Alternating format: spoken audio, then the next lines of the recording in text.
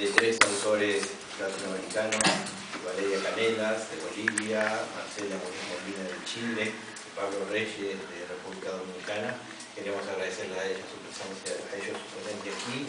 También a Neil Beans, que va a hacer la presentación y que ha sido un poco el que ha permitido que esto se produzca hoy. Luego los invitamos a compartir un vino como siempre, y si ustedes no reciben información de lo que hacemos aquí y quieren recibirla, nos pueden dejar un correo electrónico o agregarse al grupo de Facebook y los mantenemos informados. Bueno, gracias. Muchas gracias. Bueno, yo quisiera empezar agradeciendo a Claudio, a Raúl, al Centro de Arte Moderno, este lugar que es una casa para muchos de nosotros, tantas actividades hermosas que se organizan aquí, y la librería como tan llena de sorpresas arriba, que entonces, como siempre, es una gran alegría estar aquí. Para mí, bueno, yo estoy muy contento de estar aquí con estos 3 poetas hoy. Voy a, no sé si hacer presentaciones, bueno, quizá haga todo a la vez y después ya me siento así, disfruto más.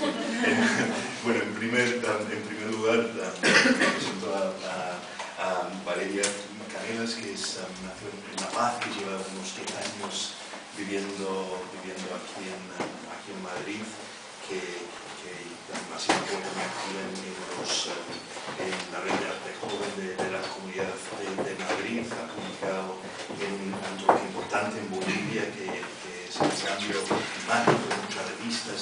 A mí me sucedió algo curioso con la poesía de Valeria. Antes de conocerla, estuve en el jurado de un premio de poesía, el premio Gerardo Diego, y yo miembro del jurado, defendimos un libro muy curioso, muy extraño, que al final no resultó premiado, pero sí que dimos una mención a ese libro. Y después encuentro uno de los poemas de ese libro en un blog que se llama de Edith Oster, que es el blog de Valeria. Entonces yo conocí ese libro, un libro todavía inédito, que es un libro muy interesante. Entonces, para mí lamento mucho que no haya ganado ese libro. Y estoy seguro que llegará el momento de su publicación, y ya veremos cómo ya puede ser para todos la gran poeta que es Valeria. Pablo Reyes nació en Constanza, en la República Dominicana. Es profesor de literatura de la Universidad Autónoma de Santo Domingo. También trabaja en la editorial nacional de la República Dominicana. Es autor de varios libros: el libro Vuelo Letal, que tiene 2 libros; el libro Espuma de Ángel, de 2003, que ganó un premio Miguel Alfonseca, Premio Nacional Miguel Alfonseca en la República Dominicana; y también Retazos del Otro, que es el libro que yo conozco, que está aquí. El libro es un libro visionario, un libro de un poeta chamán, un poeta arúspice, tiene algo de cosmogonía, algo de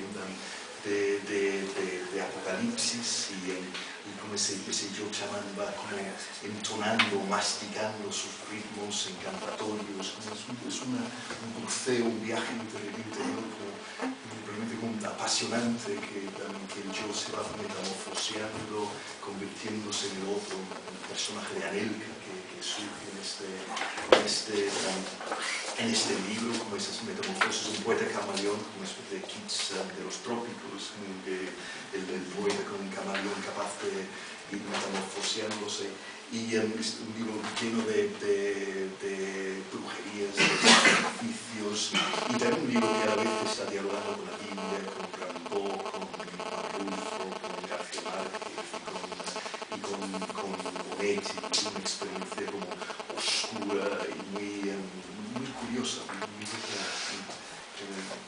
interesante, Retazos del Otro. Y bueno, y Marcela Molina, que es un poco esta lectura surgió de la muy buena noticia que me envió Marcela desde Chile, diciendo que iba a pasar por Madrid en en estas fechas. De Puerto Natales, en la Patagonia chilena. Marcela vive en Santiago desde hace ya bastante tiempo, dramaturga, gestora cultural, tiene un taller de creación literaria en Santiago y es autora de libros como Ángeles y Limusinas, del 1989, El Salvavidas lleva mi nombre, de 1994, Poemas para no matar, de 2001, y Casi todo se estrelló contra la vida corriente, que es este libro que en alguna medida ha motivado este viaje, ¿no? Es un viaje para presentar este libro fuera de Chile. Casi todo se estrelló contra la vida corriente, está dialogando el libro desde su título con las últimas palabras de Mayakovsky, que decía: no se culpa a nadie de mi muerte, y por favor nada de chismes, como se suele decir, la historia ha terminado, el barco del amor se ha estrellado contra la vida corriente. Bueno, ese barco, la barca a la que se subió Marcela Molina Muñoz, fue una barca atestada por toda esa generación de los jóvenes de los años 80 que se hicieron, que se formaron en la oposición a la dictadura de Pinochet. Y curiosamente, ese momento en que la barca se estrelló, en el caso de este libro, es el día 6 de octubre de 1988, es decir, el día después del plebiscito. Todo ese fervor de los jóvenes, toda esa lucha de los jóvenes que tuvo como su triunfo el fin de la dictadura, sin embargo, se vio de alguna manera baldío.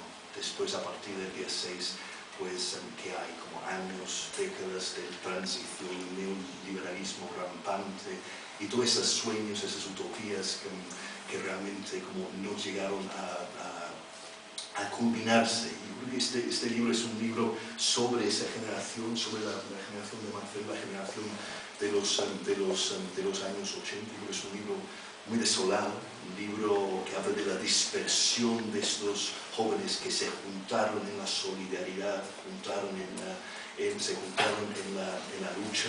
A mí me ha recordado, bueno, yo viví en Chile a comienzos de los años 90 y la gente decía que vivíamos mejor contra Pinochet. Justamente yo creo que como se perdió lo que había de solidaridad, de fraternidad, ¿no? Tener un enemigo común, ¿no? Es un libro de la derrota, un libro también de desamor, y hay como, sí, quizás lo único que se salva, ese atisbo de esperanza, que es un atisbo muy breve en el libro, pero ahí está, ese adverbio casi todo se estrelló contra la vida corriente. Un libro apasionante y bueno, yo estoy realmente feliz, ¿no?, de estar aquí con vosotros. Muchas gracias a los tres poetas y bueno, vamos a darles la voz y después al final podemos ir conversando con ellos.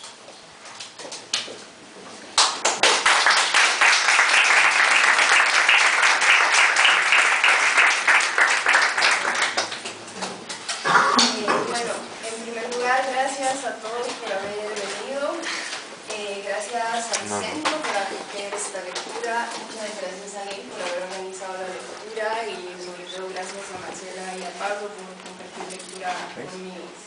Yo voy a leer al principio unos poemas del libro que comentó Neil, que se llamaba Martinería, que está inédito, luego unos cuantos poemas de otro libro que se llama Fisura, y finalmente terminaré con unos poemas más recientes que son de la última época.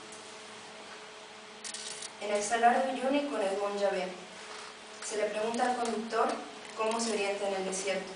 Él responde que en parte por la memoria, en parte por la vista y en parte por el corazón.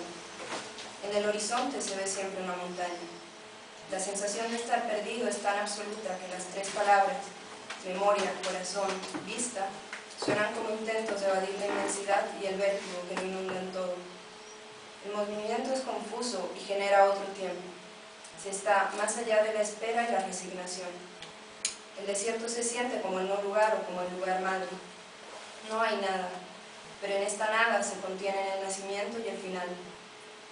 Nunca se llega al horizonte. No digas nunca que has llegado, porque en cualquier parte no eres más que un viajero en tránsito. Se dice que el desierto se vuelve ilegible si se buscan en él certezas. Lo mismo sucede con las formas que le pertenecen. Se encuentran acumulaciones de piedras con formas caprichosas. Se le llama árbol piedra a una de ellas para identificarla con algo que no sea familiar. Pero las piedras son más viejas que la vida. Solo se percibe lo que se borra con nosotros. No se puede aprehender lo que dura más. Alguien dijo que el desierto es una apertura eterna.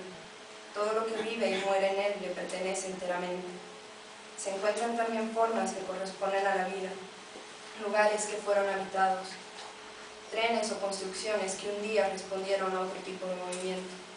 Sus formas no son tan extrañas como las piedras. Lo que se habita se vuelve inhóspito, porque todo nombre es un desierto. Se nombra, se habita y finalmente se desconoce. El desierto no se habita ni se recorre, no se comprende, no se afirma ni se niega. No busques leer el desierto, encontrarás ahí todos los libros enterrados bajo el polvo de sus palabras. Las ruinas y las piedras son palabras del desierto, que es la extrema escucha. Argumento. Al final, lo que importa es lo que hay detrás del personaje, algo que supera lo representado y desencadena lo que acontece. Llego al acontecimiento de forma oblicua. Se supone que mi voz corresponde al papel. Entonces, de manera automática, comienzo con el monólogo. Tan delicadas las finas hebras que me atan la voluntad con la palabra.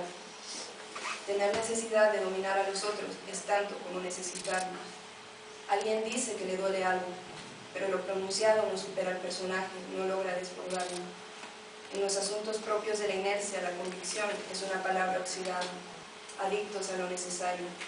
El despertar temprano de la culpa como sistema de apropiación del acontecimiento. Elemental sí, pero absolutamente despiadado. Reagrupación instantánea de los recuerdos y de lo deseado, de los márgenes de la historia, es decir, de la silueta que conforma la totalidad de los sucesos. En ella, quizás, podríamos hallar la verdad, pero en este punto de la historia la forma ha dejado de ser el argumento para convertirse en un simple decorado. Cuestión de proporciones más que de intensidades, susurros a manera de márgenes. Una historia proporcional al lado más perverso de cualquier imposibilidad, proporcional también al lado áspero del inefable. Todo tan simétrico que aprisiona al sentimiento, o a lo que se cree fue sentimiento. Podría contar historias enteras a partir del punto trágico de lo cotidiano, una tragedia con indumentaria de café de media mañana. Decir que teníamos una vida quiere decir que los escenarios estaban allí, en la taza de café de la mañana, en el canto y en la guitarra, encaramados a nosotros informe que nos permitieran los márgenes. Las historias se acaban o se perpetúan cuando ya no se puede escapar de los papeles representados, dos extremos para una misma realidad congelada. Este poema se llama Emprendedor, pero emprendedor aquí significa, o sea, aquí se dice broche, en Bolivia se dice prendedor. Un objeto puede cargar con todo el peso del mundo, abandonado sobre una mesa. El brillo de su superficie es ajeno a su recorrido.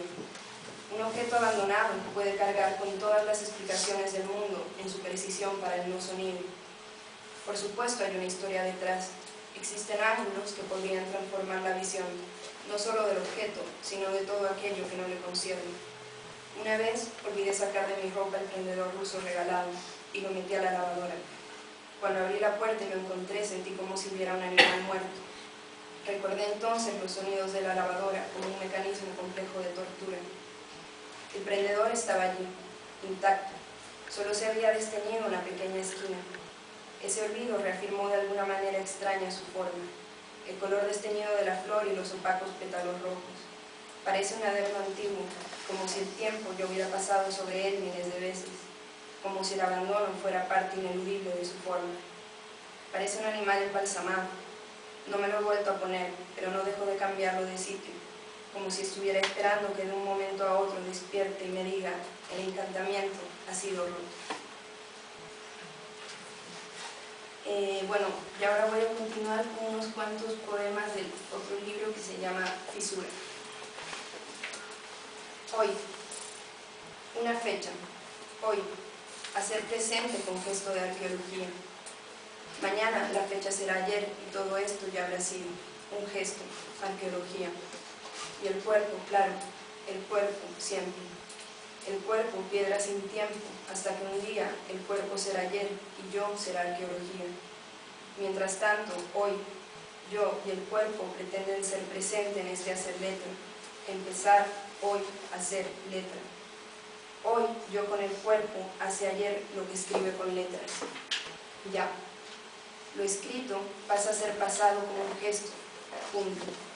A ser pasado con el gesto, punto. Punto. Este poema se llama Mascarada, pero en el título está más, un guión y luego Karada con K, porque hace referencia a un concepto japonés. Karada significa cuerpo, pero la palabra tiene también las acepciones de sustancia, objeto y realidad. Entre el otro y yo, el cuerpo hace presencia. Mi cuerpo se conjuga como el único verbo que contiene todos los sentidos. El cuerpo dice miedo y hace imagen. Dice dolor y hace tacto, dice vejez y hace tiempo. Camino hacia la palabra en busca de un aliento contrario al cuerpo. Me pierdo en la primera persona porque el cuerpo hace muralla. El cuerpo en tercera persona aspira a significar un yo en la obligada apropiación. Decir mi cuerpo. No hay aliento fuera del cuerpo, mi voz también pertenece. Detrás de la muralla lo escribo como el único cuerpo posible en el que decir yo soy otro. Mirar. El ojo intuye la posibilidad, viscosa imagen que se pliega al ángulo. El ojo intuye el olfato, la posibilidad que despliega el sentido olfato. Y la mano, ahora, esculpe el argumento, hace música del trazo.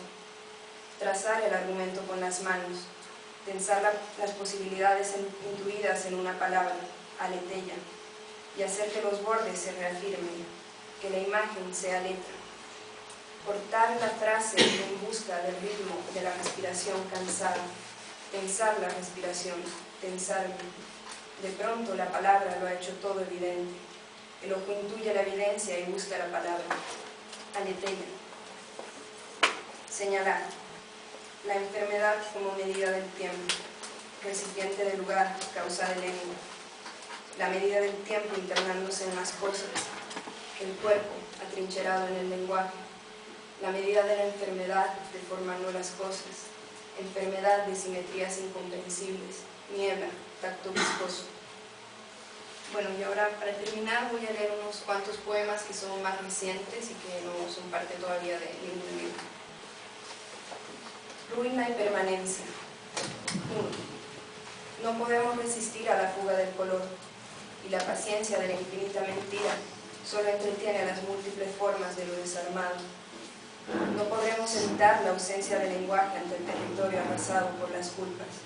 Sin embargo, el instante que se sacrifica a la luz reconstruye el gesto del deslumbramiento que equivocó los rumbos.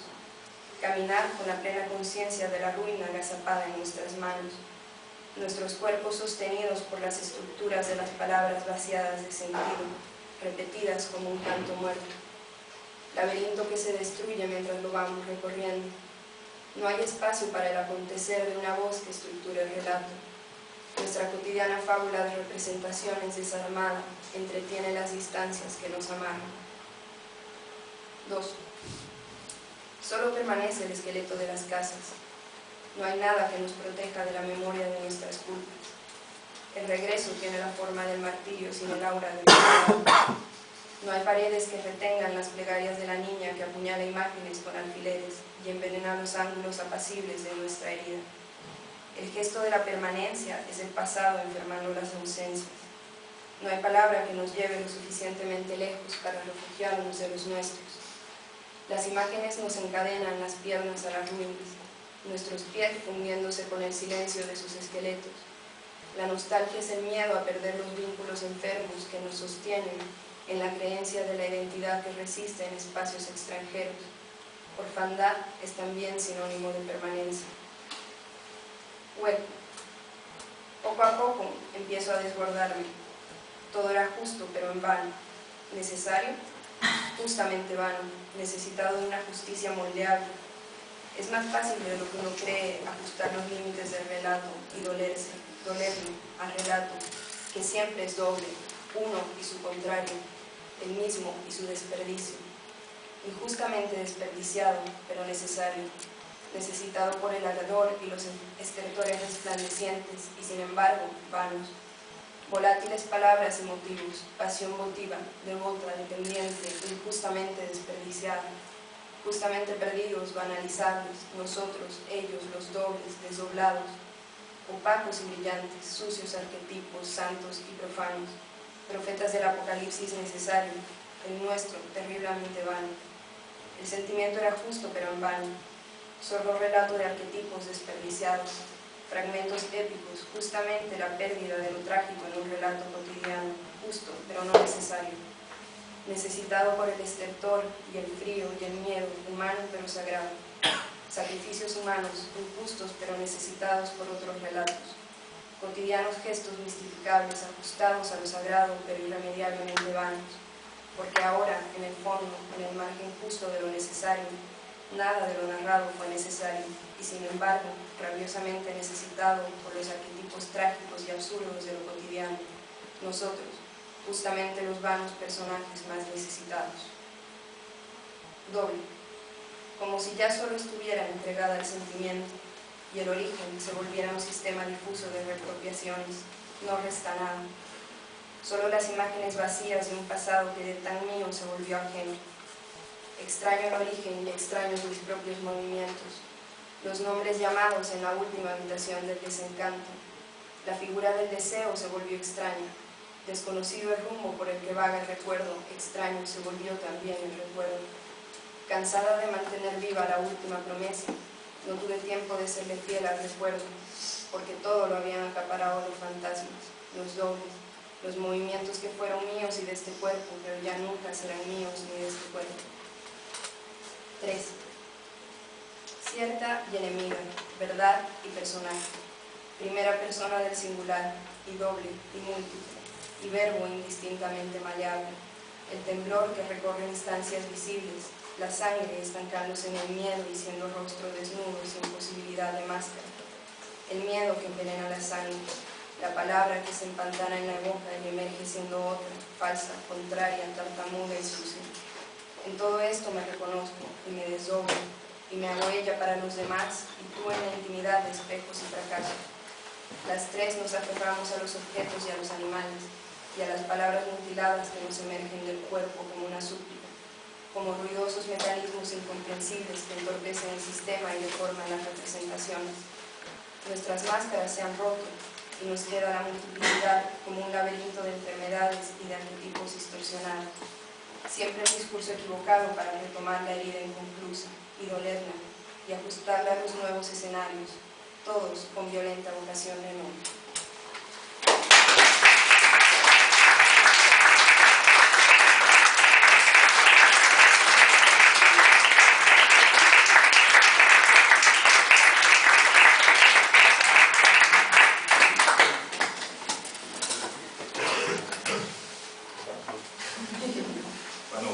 Buenas tardes y gracias a mí por la oportunidad y a ustedes por asistir y al centro por el lugar. Para mí es un honor leer para ustedes y pues comenzamos.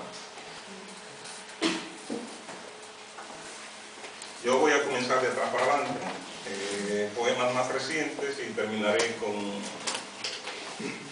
o medio, lo que se pueda del libro. Se supone que este libro se titula 3cc de metonimia, poemas descalabrados, que está inédito. Y el primer poema se llama 3cc de metonimia, allá cc centímetros cúbicos, no sé. Sientes el calor de la heroína, como cuchillos de mar en llama que te azotan.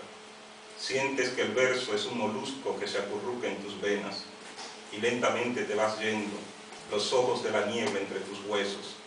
Sabes que existes solo porque el mundo te lo grita como huésped, y un relámpago, un escalofrío te sacude. Así, temblorosa, el libro abierto sobre la mesa, seleccionas 3cc de metonimia y vuelves a coinyectar. El siguiente se llama La morfina, con su ejército de vaho en la cocina. El ocaso de unos labios con hormigas que azotan, el reposo de la aurora entre mis piernas. Es diadema de la niebla este poema, pero aunque yergue la gentil bestia con su espalda, los azares que se anidan en mi vientre, no de sol, sino de noche concluiremos las serenas cavidades de la espuma. Dos seres ovillados en la espesura, esos somos, solo espermas encadenados en la bruma. Un gramo más derramado en esta herida y creemos que el sentido de la vida está en la flor de una cayena. Y felices, cual lombriz de negra tierra, bebemos poemorfina a boca llena. Un ejército de vaho en la cocina es el bien o el mal aquel, según se vea. Y el siguiente se llama Ciudad de Delirio. También es blanca la poesía como la ciudad. Y dime, ¿por qué mi ciudad ha sido poseída por esta maldición, herida indescifrable? 1918, Sayula, México, nacimiento. El niño cambió el imaginario hispano para siempre. Rulfo, así lo llamaron, escribió una obra viva en la que todos están muertos. 1955, Pedro Páramo. Hace 55 años que pasamos por Comala, arrastrando los arreos de la no esperanza y depositando fértiles migajas de quietud en cada hueco del camino. También Stendhal habita su propio sepulcro, pintado de rojo y negro su ataúd hiela tensiones. Sería fabuloso ver al joven Bale morir de risa tras el final del Quijote, pero la vida es dulce de sabor amargo, agrio entre los dientes de nenúfar, y esta es mi ciudad, la única entre muchas, mi ciudad Macondo y Comala. Por eso y no por otras muchas cosas, los pájaros fertilizan el aire, ciudad llena de murciélagos, en cada casa habita un poco de noche que envejece en silencio. Casi 9 millones de recuerdos se arrastran por los ríos subterráneos de su sueño. A veces, cuando la tarde lame sus pupilas, algo denso se siente en la atmósfera. Son los aletazos del miedo que se prepara para parir otros miedos que habitarán las arterias de mi ciudad. Estos últimos son miedos pequeños, ligeros temblores, pero fuertes, capaces de cargar con el esqueleto y la sombra de lo que fuimos o anhelamos ser. Por las calles de mi ciudad transitan los restos de animales antiguos, esfinges, serpientes, tigres, ratas, leones, uno que otro gusano. Los pobladores caminan siempre con los ojos cerrados, siempre en busca de alguien. ¿A quién buscan? A un tal Paul Ariosto.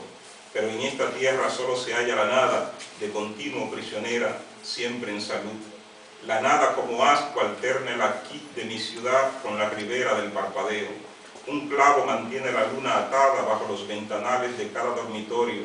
Al oscurecer, los animales se reúnen frente a cada pozo de luz y empiezan su fiesta. Cada aldea es una voz estremecida de la que brota un polvo interminable. Es el polvo de las covachas, de los huesos que se hunden en la flor. No sé si lo dije, pero también hay flores en mi isla. Los transeúntes, atraídos por el ronco sonido que traspasa el aire, miran, vanidad de vanidades. Nadie hay allí. Inesperado gusano aparece allí en la nada y todos le miramos a través del azul antiguo que nos sirve de antifaz y asentimos con gestos torpes, maravillados. Después de todo, la vida es un juego sangriento y nuestro único río es esta ciudad que nos hace nadar entre ruinas y sombras, emerger, habitado siempre por un hondo escalofrío.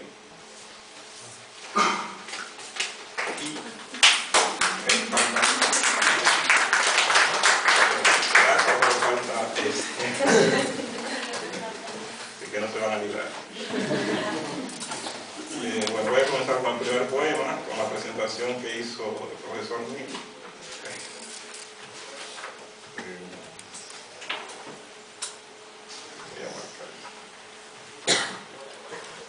Lombriz homo, guineo, banano, guineo, sensación de prodigios, piscina de lunares, cascarón de la nada. Lo misceláneo es único. Hombre, queso se absorbe, el cadáver de la manta. En cada cáscara un esqueleto. Mosquito sapiens, lombriz homo, rasgarse en demoledor túnel, roja garza, pico arenisca principio, hastiado nacimiento de Dios. Un verso es fuego, versión de Rambo cosicando lo haces. La belleza de amargo sabor a rodillas, injurio la soledad rayada. Auruspice podrido en reconstrucción, cántigas siglas de la silla, oro de banana en el paraíso, piscina de lunares lunando lo linóleo, lacre, lengua, ocre, lagaña luciferina en el dedo, cáscara vestida de guineo, en el mordisco, obsidiana traición. Y les voy a hacer solo un pedazo de este poema, porque es muy largo. Damas y caballeros, bienvenidos y bienvenidas sean todos y todas a este póstumo desfile de brujas. Gran muchedumbre frente a la horca. En vez de hojarascas, cenizas.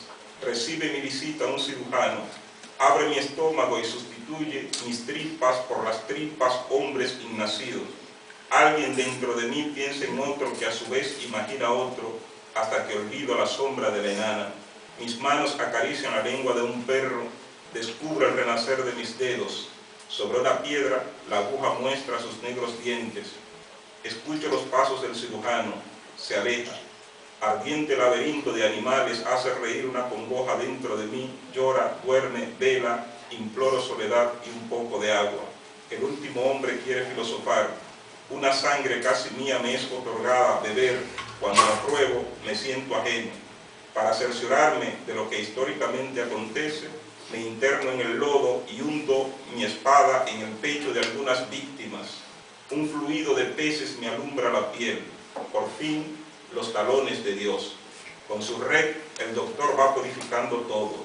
El talón semeja al león, la pantera, la mujer, todas las tripas de mi sangre, lacerante cadena donde escribo un hombre, el nombre de un hombre. Esta esfera está llena de jaguares. Con todo este ruido, ¿quién atina a pensar?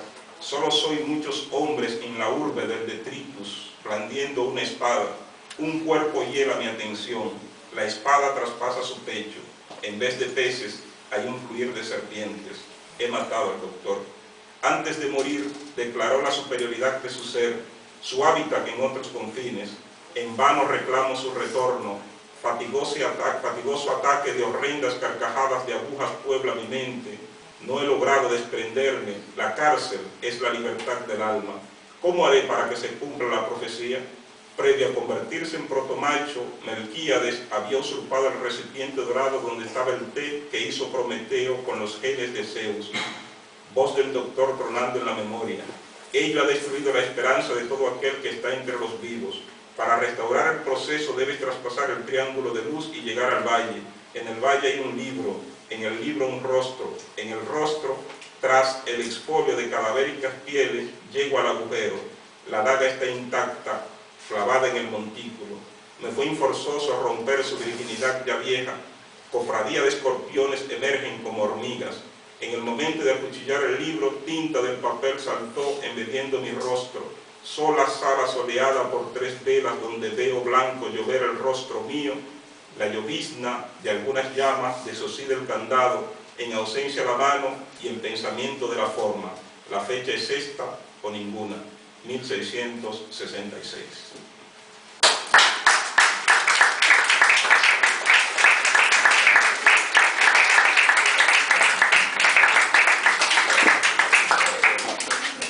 Y el último ya.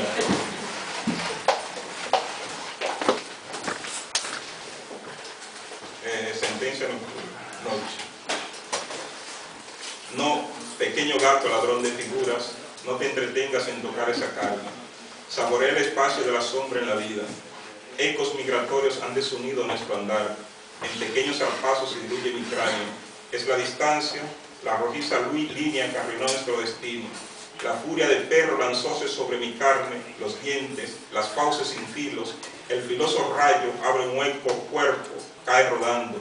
¿Por qué huiste del verdugo? ¿Por qué negarle su alimento? No hay flor más venenosa que un perro que traicione a su hermano. La traición es la causa de que mueran tantos dioses. ¿Por qué la carne y no más bien la noche? Te hubiera sido mejor morir antes que tocar la forma de mi sagrada busa. Dilatado tiempo que me lleva hacia ti, cuando llegue será primitiva tu desdicha. Nublado sol, transparente luna. Ahora quiero que se ahogue en vómito a este perro pues no tiene sentido el escarceo de tan ávida forma. Potente y juiciosa queda la espada ante el pescuezo. La tarde alardea moviendo los escombros en su hambre de noche. Caminando juntas pasan la vista y la certeza. ¿Qué? ¿Separarle de su cráneo? Eso sería enviarlo sin obligación a lo eterno. Saquémosle los ojos y mochémosle las manos, a ver si así olvidamos algo de su oscura herencia. Este hijo de perra no merece que la noche le abrigue. Dejen caer la espada sobre su cuello. Rompamos este espacio de tiempo. Enviemos su sangre a cumplir la penitencia. Permitamos que la tierra engrandezca su forma. Observemos cómo la mariposa eleva, moviendo su equilibrio. Lancémosle al abismo. Ya cercana la sentencia enmudezco. Tomemos por ejemplo al demonio. Haciendo política en Villa, el que perdió la silla. Aún no toquemos la U. Apuntemos esa sensación quemando el verde de su pelo. Sensación exacta que justifica mi hecho. Agitación del hecho. Pesares de la época del pecho. Entremos, ya es hora del Vía Crucis. Ya.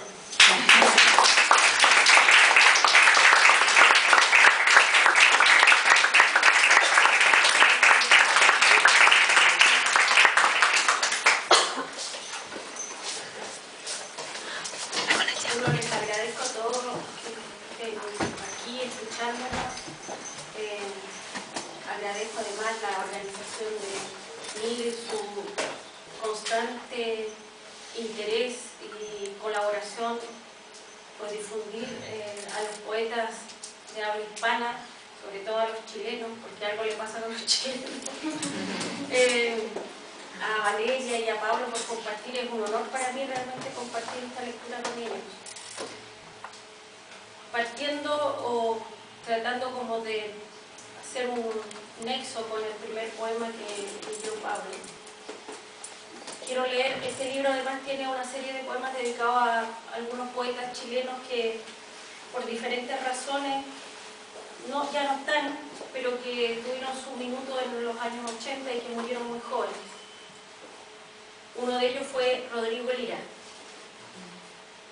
Este poema se llama Los hijos de la derrota y está dedicado a él. Dice: esto que entra por los ojos y llega directo a la sangre, que no conoce la dimensión de los instantes, que solo cae como los rayos, como los cortes de un sable. Esto que no avisa, que no da tiempo a prepararse, como la mala maniobra de un conductor borracho, que no ve la luz del semáforo mientras tú cruzas silbando tu tema preferido y pensando en qué harás mañana. Esto, intravenoso, violento, que arremete, que despierta saltos y temblores, que pone la piel de gallina, que quita el aire y se presenta como un espectro en la mitad de un sueño.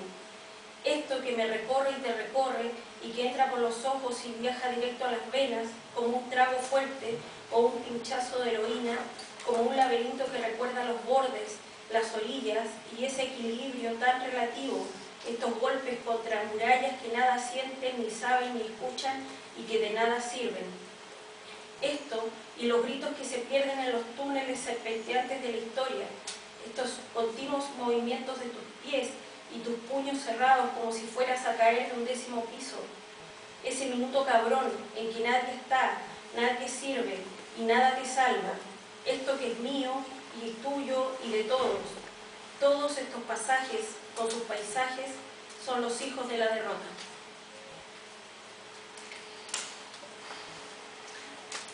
Esta se llama La Loba, está dedicado a Teresa Wilmot, otra poeta chilena muerta a comienzos del siglo pasado, una vida bastante trágica.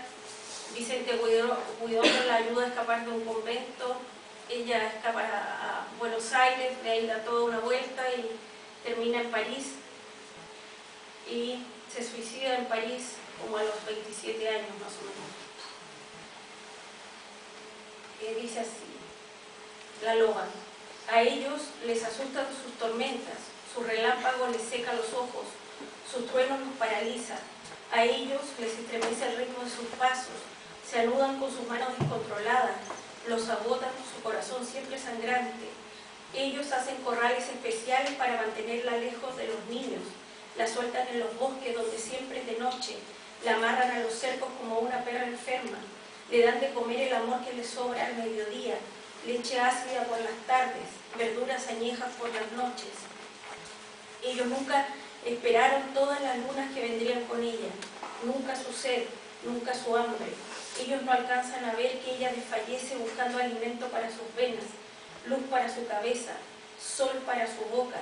No alcanzan a ver sus ojos siempre pendientes de cómo la sombra de los pájaros se dibuja sobre la tierra.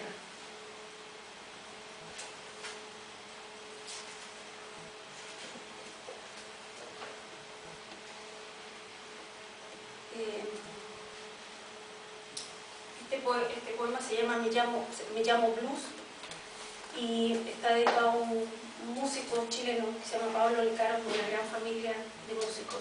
Son todos muy conocidos, vivieron incluso aquí en España.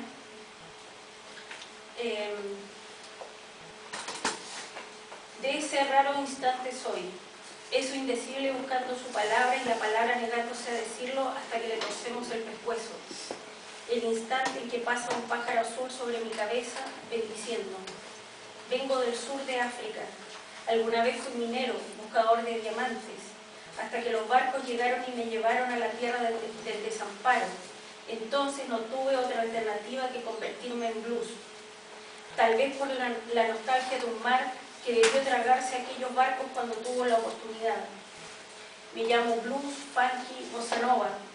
Soy africana desde y hasta la médula, y soy a la vez llanto de sometidos, llanto de pecadores, llanto de perdedores, llanto de perdidos, llanto de derrotados, llanto de atrevidos, llanto de mascarón de proa, llanto para que nunca más, para detener a los invasores en el momento justo y dejar que cada quien tenga su pedazo de tierra, el agua cercana de un río, un árbol para abrazar.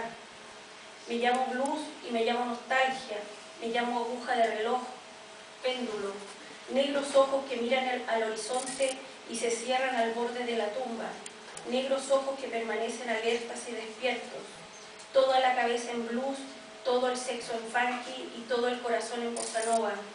De ese raro instante soy, cruce desesperado de inspiración y palabra atragantada, el esclavo que da el último golpe a sus cadenas y corre, en medio de la noche como un relámpago, un latigazo de luz que me alcanza, el cruce del pájaro azul de la libertad.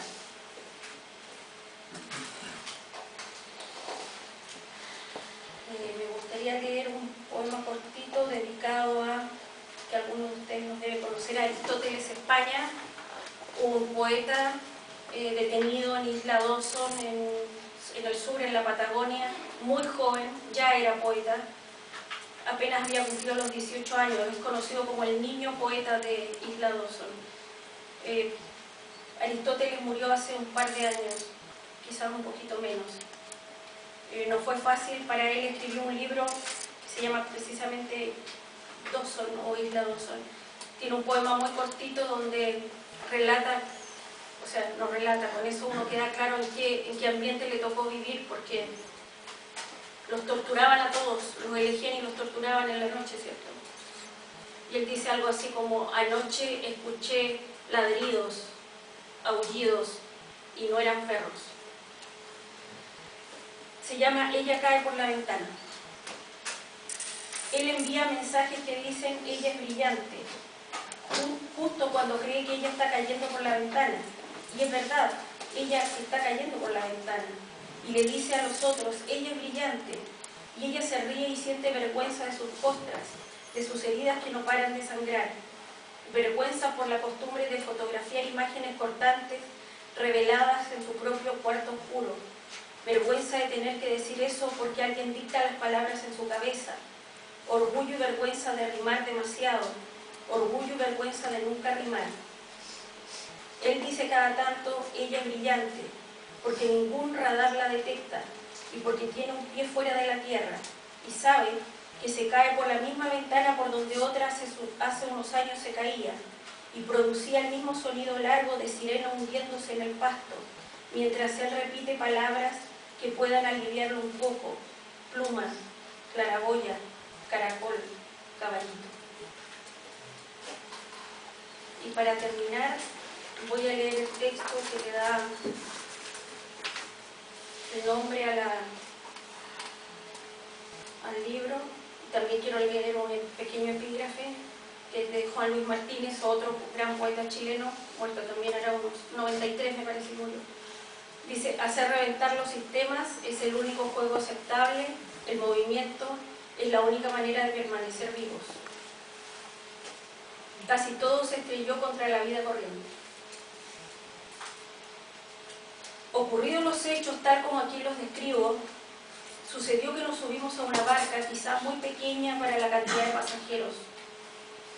El principal objetivo por esos días era lograr que cierto inmundo personaje y sus perros, que eran muchos, fieles y peligrosos, abandonaran el poder. No se caminaba con tranquilidad por la calle. Todos los lugares parecían oscuros aunque tuviesen luz. Los televisores tenían pantalla en blanco y negro y el inmundo personaje interrumpía las transmisiones para hablar al país cada tanto y decir que sabía todo lo que ocurría en el extenso territorio. Irónicamente, años después, insistía en que no se acordaba de nada. Y tenía una mujer, una señora regordeta que también aparecía en mi televisor Westinghouse de 23 pulgadas y repetía mucho eso de las mujeres de Chile, la fuerza de las mujeres de Chile, Sema Chile, y la Ginette Acevedo cantaba y cantaba el mismo tema, también sobre las mujeres, para ver si así seguían creyendo en Dios, Padre, Hijo y Espíritu Santo, le hace signo igual tiranía. Padre Todopoderoso y en cada uno de sus padres, porque parece que algo raro pasa con los padres y las hijas sobre todo. Eso y la parada militar del 19 de septiembre saliéndose casi por la pantalla de mi televisor Westinghouse. Y Bodanovich, y el cura Asbun, y el ministro Fernández, y Jaime Guzmán, que ahora me doy cuenta inspiró el dibujito del nerd del Messenger. Eran todos los mismos, y las zapatillas del día de protesta eran importantes para salir corriendo como Pedro Navaja, y todos arriba de una micro verde, toda la micro verde que no era de Esperanza, y sucedía que algunos salían de sus casas en la mañana y no volvían, ni a las 6, ni a las 9, ni al otro día. Sucedía que aparecían degollados por la pantalla en blanco y negro de mi televisor Westinghouse, o los rociaban con benzina y les prendían fuego, y nos enterábamos, por ejemplo, que Rodrigo Rojas, antes de morir con todo el cuerpo quemado, se comunicaba moviendo un dedo del pie, y que alguien ponía una bomba en una parroquia y estallaba antes de tiempo, y con horror las vecinas abrían la puerta de sus casas y se encontraban con una pierna, un dedo o un ojo que colgaba de los cables de la luz. Ese que puso la bomba era alguien que cumplía órdenes. Algo así como cuando enciendo mi televisor Philips de 21 pulgadas, pantalla color, y vuelvo a ver soldados niños muertos en Antuco, como en la guerra de las Malvinas. Y no puedo evitar llorar. La nieve, sus madres y las leches con que los alimentaron me hacen llorar. Sus manos moradas me hacen llorar. Sus pies quemados me hacen llorar. La brutalidad que no termina, los cerebros cerrados como un puño, los corazones apretados como un nudo. Dios, Padre, Hijo y Espíritu Santo le hace signo igual tiranía, me hacen llorar. Y cuando por casualidad veo esas imágenes en blanco y negro, sobre todo si es en blanco y negro, prefiero mirar para otro lado. Una sola imagen de esas y es como si apagaran de golpe la luz. Ocurridos los hechos tal como aquí los describo, resulta que íbamos todos en una barca pensando que la cosa ya no daba para más. Se necesitaba sangre joven y fresca por esos tiempos. Casi toda una generación iba en una barca tan chiquitita. Ahora creo que la juventud es un estado donde el instinto de conservación parece anularse. No se olfatea el peligro tan rápida y claramente como en otros tiempos. Seguramente toda esa historia de la adrenalina, serotonina, melatonina funcionan de otra manera en la juventud. Entonces uno se lanza nomás, uno cree nomás, uno le mete nomás, uno se sube a una barca como los chinos a esos transbordadores sin calcular cuál es la capacidad real de la embarcación y cuántos realmente van arriba. Nosotros solo queríamos cruzar. Y nuestro cruce era que el inmundo personaje y sus perros fueran ajusticiados, declararan sobre muertos, desaparecidos, placas, movidas raras y que todo el país saltara de alegría y la gente se abrazara. Y la cultura y el arte fueran algo importante. Y queríamos hasta que los pacos nos volvieran a caer bien. El asunto es que la alegría duró como un día y medio. La gente se abrazó y lloró, de eso me acuerdo. Para el tema del arte y la cultura se creó el fondar. El guatón Romo, el explicaba, como quien explica una receta de cocina, cómo se torturaban a las mujeres y decía que los muertos no serían encontrados porque habían sido lanzados desde helicópteros a la boca de los volcanes o en barcos de la Armada al mar. Lo contaba como quien cuenta una anécdota. Dios, Padre, Hijo y Espíritu Santo, léase sin igual tiranía, por favor. Y ahí mismo, cuando la transición comenzó, nuestra barca se estrelló, porque ya no fuimos necesarios. Nosotros creíamos que íbamos a seguir siendo parte, queríamos seguir siendo parte y necesitábamos seguir siendo parte. Por alguna insólita razón pensamos que nos iban a preguntar, a ver muchachos, ¿cómo creen ustedes que podemos rearmar esto? Me río ahora, pero mi mueca no deja de ser de tristeza porque todos los movimientos de este tipo son siempre de guerra. Aunque no lo parezcan, y en las guerras los soldados son siempre jóvenes, y puede ser que tengan claro a qué van, pero no cómo van o cómo van a terminar. Esa es la gracia, porque el instinto de conservación parece anularse en la juventud. Pero hay alguien que siempre saca bien las cuentas, mueve bien los hilos, hay alguien detrás con la cabeza más fría, alguien que nunca fue joven. Dios, Padre, Hijo y Espíritu Santo le hace sin igual tiranía, alguien que prefiere no imaginar cómo morirán esos extraños héroes de la patria y si serán veteranos de guerra a los 35 años, porque eso no es lo importante y tampoco es su problema. Como iba describiendo, después que la barca se estrelló, cada uno se aferró a lo que pudo. Algunos se dedicaron a la crianza de hijos, otros a la de codornices, otros hacen clases y no hablan con casi nadie excepto con sus alumnos. Tratan de mantener cierto grado de esperanza, otros pusieron una verdulería, algunos tienen puestos en el gobierno y si te encuentras con ellos te saludan con una mezcla de vergüenza y distancia. Tu cara les recuerda algo que ellos intentan todas las mañanas olvidar. Varios son alcohólicos y muchos tienen cicatrices que después de una de pisco te muestran. Y a veces hasta lloran. No te lo dicen, pero siempre van a estar detenidos en Isla 12. Existen también los que quieren que el próximo gobierno sea de derecha, para ver si esto logra traer de vuelta el fervor de los 80. Pero los 80 ya pasaron. Y hoy todos bailamos otro ritmo, unos más, otros menos, porque después de todos nosotros los que fuimos ya no somos los mismos. La derecha menciona demasiado la palabra Dios, y de Dios Padre, Hijo, Espíritu Santo, léase siempre, signo igual tiranía. Ya tuvimos suficiente. No creo ni quiero que vaya por ahí el asunto.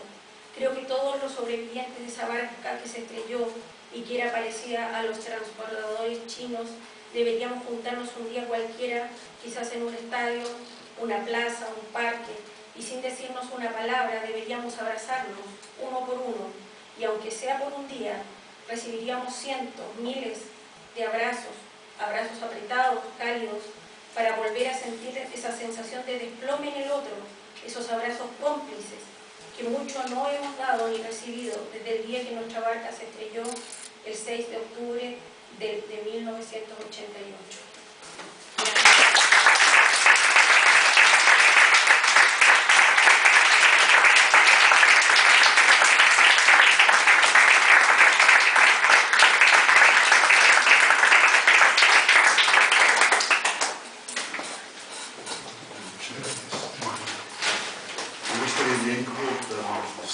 Si tenéis preguntas, podemos abrir nuestro diálogo.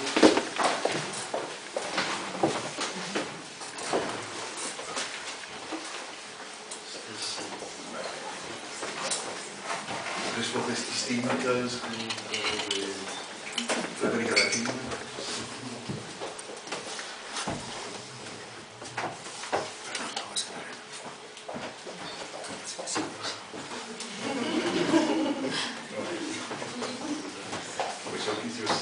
Yo me gustaría hacerte una pregunta a ti sobre, porque tú estás escribiendo un poco desde una nostalgia, ¿no? Y tú escribías cuando estabas en la micro verde, digamos, en esa época. Sí, claro, yo escribo desde los 14 años. Ajá. Mi primer libro fue publicado en dictadura en el año 89. Ajá. Lo que pasa es que fue publicado en Punta Arenas es como una isla. Magallanes es una isla, entonces lo que lo que se hace ahí es muy difícil que se conozca en Chile, digamos, en el resto de Chile.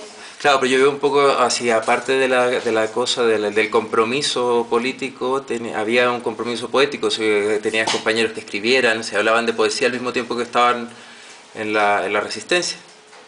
Claro, había además una especie como de conocimiento medio secreto, digamos. Tú sabías quiénes eran, pero no podías juntarte con ellos porque todo era calificado como un acto peligroso. Entonces, tú los leías, andabas con sus libros, pero eran conocidos solo por su poesía, no lo podías imaginar como un personaje, en el fondo era una cosa muy extraña, porque tú podías leer en ese minuto a Rodrigo Lira, pero no sabías nada de la historia de Rodrigo Lira. Una, porque yo, por ejemplo, vivía en un lugar aislado, y otro porque él se movía en todo un circuito también poco conocido. Entonces, era así, pero sí, claro, yo me doy cuenta que hay un encuentro de otro tipo con todos ellos, digamos, a otro nivel, y que después, bueno, con esto de que ya es todo más fácil, después ya tú te reencuentras con ellos de otra manera, pero de que hay una raíz común, por lo menos en mi generación, creo que no en mi imaginación, digamos, creo que hay una raíz común, hay un desencanto, hay un agotamiento con el tema, que bueno, es casi conocido, digamos, hoy día todo el mundo sabe lo que pasa en el resto del mundo. Los jóvenes de los 80 se sienten traicionados. Pero yo creo que los más jóvenes también, o sea, por ejemplo, Raúl Zurita hizo esta antología que se llamó Desencanto General, ¿no? Que eran poetas más jóvenes, yo creo que eran incluso nacidos en los 80, ¿no? Yo me acuerdo que ahí estaba Héctor Hernández, el único que me acuerdo, estaba la Paula y la Vaca también, que era una relectura del canto general, pero desde el desencanto de toda esta... Sí, yo creo que a partir de ahí el desencanto está presente. Quizás la diferencia es que nosotros tuvimos una lucha, claro. Una lucha en la calle, una lucha común, además una experiencia extrañísima de estar en dictadura 17 años, o sea, cuando tú te pones a pensar ahora que tu infancia y tu adolescencia ocurrió en este proceso, es una cosa de loco. Tú te preguntas, ¿y cómo tú pasas toda tu adolescencia no pudiendo peinarte como tú quieres, o que los hombres no usen el pelo largo, que te lleven preso porque usaban un poncho, cosas casi, no entiendo, porque yo tenía un amigo que vivía con una guitarra en la espalda y vivían tomándolo preso por la guitarra. O sea, una cosa a un nivel que tú las miras ahora y dices, ¿cómo aguanta alguien eso? Si es que no tiene fe o esperanza o dice, esto se tiene que terminar en algún momento. Y a propósito de eso, yo me acuerdo, porque yo también me crié en dictadura, el tema del silencio. Sí. ¿A ti te problema, digamos, a la hora de escribir o se conecta? Porque en el fondo yo me acuerdo que cuando a mí me educaban era como, es que esto no se puede hablar fuera de la casa. Es que esto, ten cuidado con quién hablas. Es que esto, o sea, si te pierdes no vayas donde un carabinero, ¿no? O sea, era como, entonces... Es como al contrario del resto, sí. Claro, pero también hay una cosa con el lenguaje, cómo te relacionas con la gente, pero supongo, no, o sea, te pregunto si tú sientes que eso también tiene algún efecto o tiene alguna resonancia en tu escritura. Sí, y yo creo que tiene más resonancia a todo nivel. Yo no sé si alguien ha podido ver acá una serie muy buena que se hizo el último año que se llama Los Archivos del Cardenal. Tienen que verla porque es una serie chilena buenísima, tratada muy bien. Son 12 capítulos basados en lo que hizo la Vicaría de la Solidaridad. O sea, la gente que ayudaba a mucha gente, digamos, que había sido detenida o que estaban por detener, a huir de Chile y que se reubicaran donde fueran. Y a mí lo que me llamó la atención, bueno, hay algo común. Con quien he hablado, los que veían en los capítulos del Archivo del Cardenal terminaban, como decimos los chilenos, hechos febre. O sea, o lloraban o al otro día andaban de muy mal ánimo, porque se dieron, o sea, de la forma en que la hicieron, uno de los componentes que le pusieron era el del silencio, porque como en dictadura no se podía escuchar radio fuerte, no se podía hablar fuerte, todos andaban muy tensos y se fumaba mucho. Por ejemplo, ellos tomaron ese tipo de detalles y los pusieron en esta producción. Y el silencio, o sea, una casa en silencio, una casa donde la gente almorzaba en silencio y donde lo que se decía se hablaba bajito, tú te juntabas con alguien y fumabas y hablabas bajito, y no había ni un fondo sonoro. A mí, personalmente, lo que más me afectó de la serie era el fondo sonoro inexistente. O sea, me llevó, así como los televisores en blanco y negro también me llevan a la situación, el silencio sí, me lleva totalmente. Y lo otro que lo comentábamos, tuve con dos escritoras colombianas en Lisboa hace poquito, y lo otro que se comentaba era que en general después de eso los chilenos, no todos, pero muchos, tenemos una suerte como de autocontrol y si yo digo esto, ¿qué pasará? Y si yo leo así, ¿qué pasará? Y si yo hablo más fuerte, ¿qué pasará? Eso está totalmente todavía... Como una autocensura. Una autocensura impresionante. O sea, para mí todavía leer este texto en Lisboa fue como... Lo miraba así y yo decía, bueno, y seguramente no está pasando nada, me está pasando a mí nomás. ¿Me cachai? De sentir que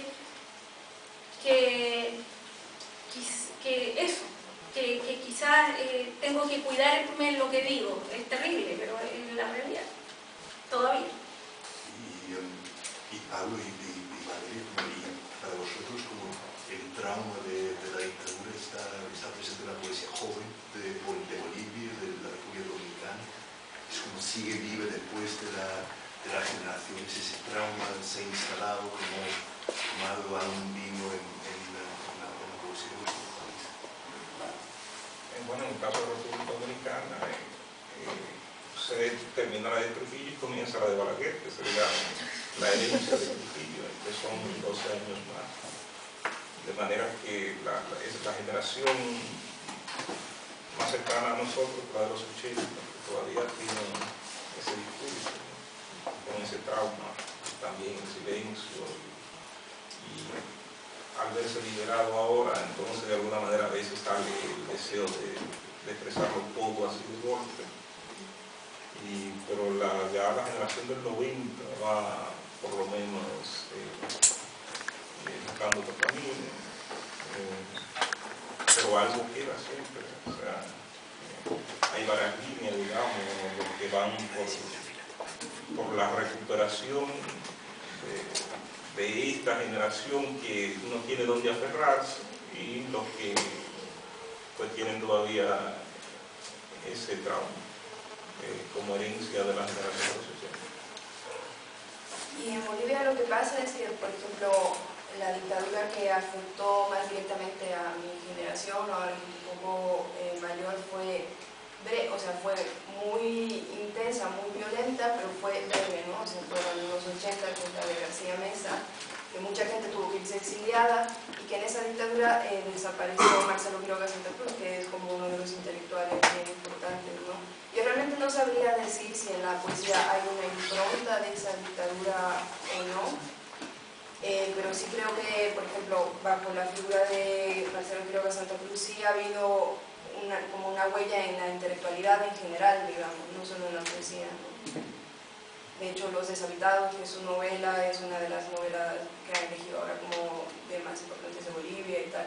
Pero yo no estoy segura si en la poesía, a lo mejor Marcia me puede ayudar y sabe mejor que yo, pero yo no estoy segura, la verdad.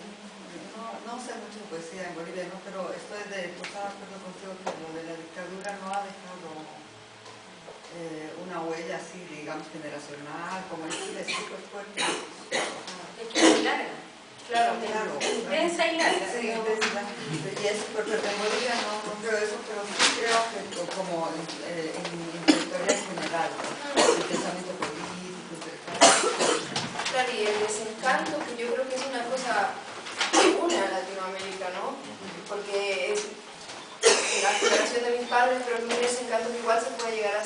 todo por lo que se luchó y fracasó, ¿no? Y por ejemplo, bueno, en Bolivia murió el Che, ¿no? Y ahí era también como la muerte de una utopía. Y luego en la generación de mi padre, que sí sería la que cuando estaba García Meza estaban peleando, también hubo un fracaso, porque la dictadura no se duró creo que 3 años, hubo una desbandada, pero cuando se volvió y cuando se reconstruyó el país en el 82, que era qué país queremos construir, se dejó de lado un montón de cosas y se impuso un modelo igualmente neoliberal y ahí murió la utopía. Entonces ese desencanto sí que está presente, ¿no? Pero desde un punto de vista crítico, ¿no? En la construcción del país en general, ¿no? O sea, la inclusión incluso de Bolivia es un país indígena, ¿no? Y esas han sido voces silenciadas durante todo el tiempo. Entonces ahora, por ejemplo, sí que hay una... por ejemplo, los premios de poesía ahora pueden ser en quechua, en aymara o en guaraní. Hay un fuerte movimiento de poesía aymara, entonces yo creo que en ese sentido sí que es una impronta de liberación que constata, ¿no? Todo ese modelo que se quiso imponer, pero después de la dictadura, cuando se supone que estaban abiertas las puertas para que se hagan, o sea, un país más justo, digamos.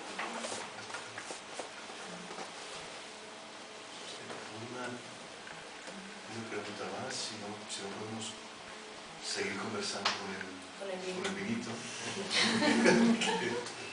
Pues, segunda pregunta más, si no, pues muchas gracias a los tres. Gracias a todos por venir. Sí, muchas gracias por la asistencia. Gracias.